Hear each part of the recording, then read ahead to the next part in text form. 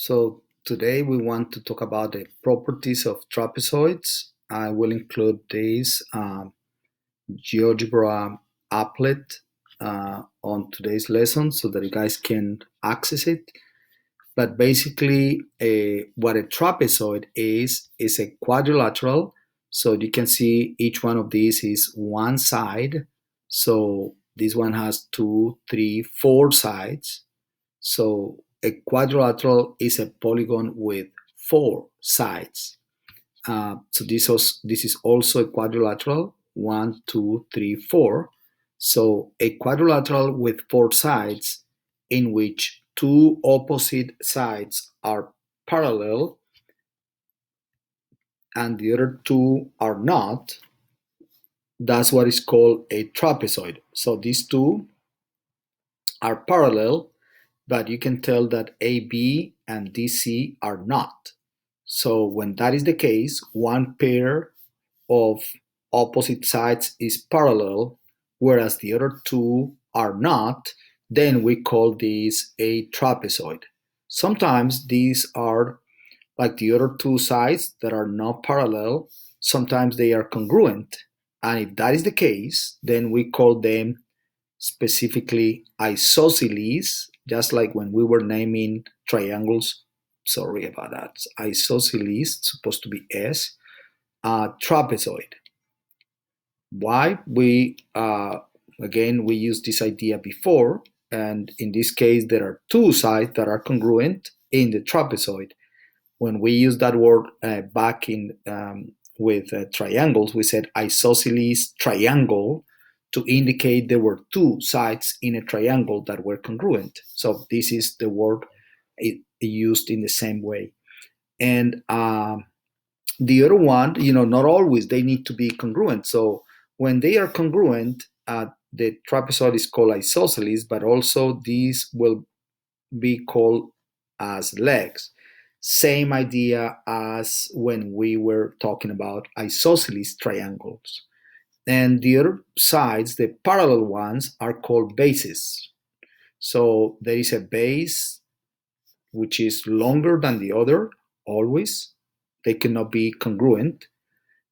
So sometimes we use like capital B and lower b to the capital one will be for the longer base, and the lowercase b for the shorter one. Okay, so let's try to keep that in mind. And what we want to do is basically we want to explore those two. Okay, so when you get the chance to play with it, like you're gonna see, well, let me see the length of the sides. So you can tell that in the one at the top, which is isosceles, the legs are congruent. Of course, the bases are not, but at least there are two segments that are congruent, or one pair of congruent segments or sides. In here, none of them are congruent, right? So you can play with it, you can show the side lengths, so you can start like exploring what is true about them, So I want you to refer to these over and over till you kind of, put it in your head. So diagonals, what are diagonals? Diagonals are the segments connecting two non-consecutive vertices. So like in this case, A and C and B and D. So A and B is not a diagonal. This is a side, whereas this other one is called, so this is a side, and this here is called diagonal. Okay?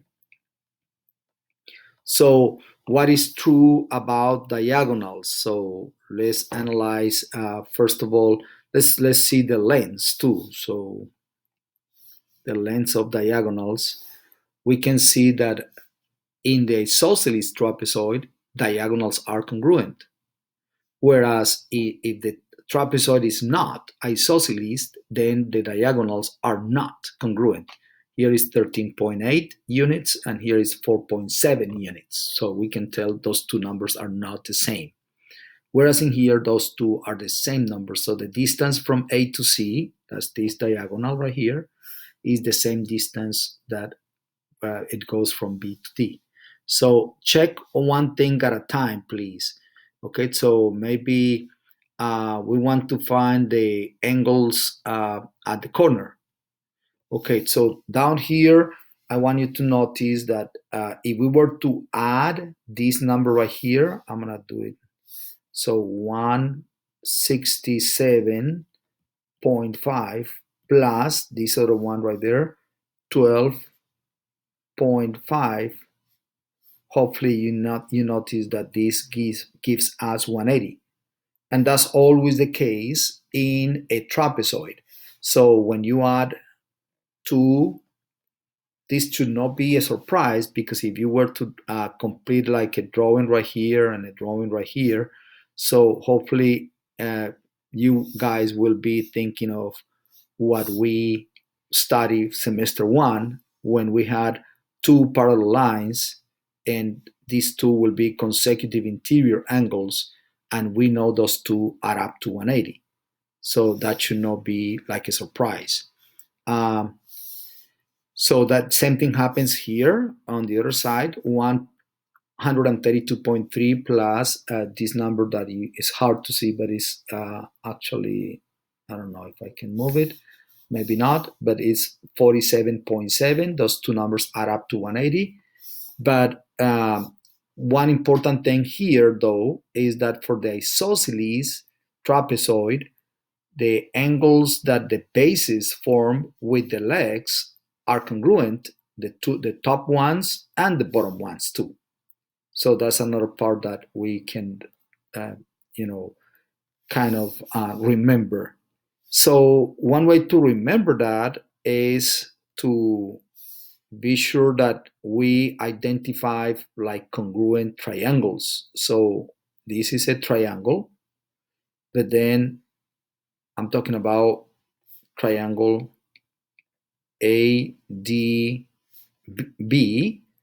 and I'm talking about the other triangle ADC.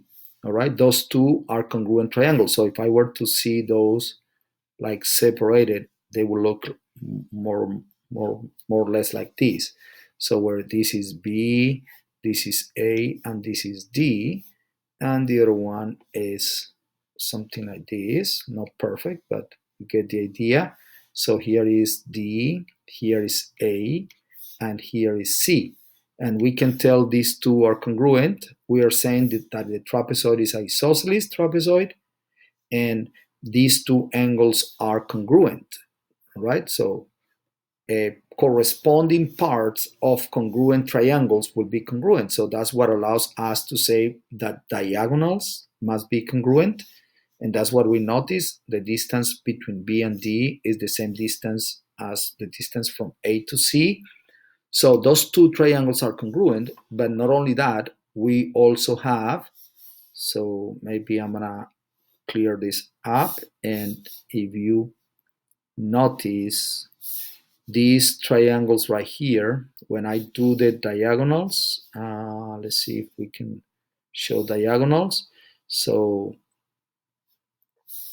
these triangles right here for an isosceles trapezoid are also congruent. So that means that if we know this angle right here, then we know that angle right there. That means that if we know this angle right here, then we know this angle over there, right? And well, these two we know are congruent because they are vertical angles. And not only that, we also know that this segment and that segment are congruent, and that this segment and this segment are also congruent. You can notice these two triangles are isosceles triangles right there. So you can um, derive that property too. I'm going to stop the video there, but that's all you need to know to kind of do the practice exercises that we will be doing in class. If you check today's lesson, it's basically the same lesson, but with more practice about IXL. So thank you so much, and please watch it as you need it.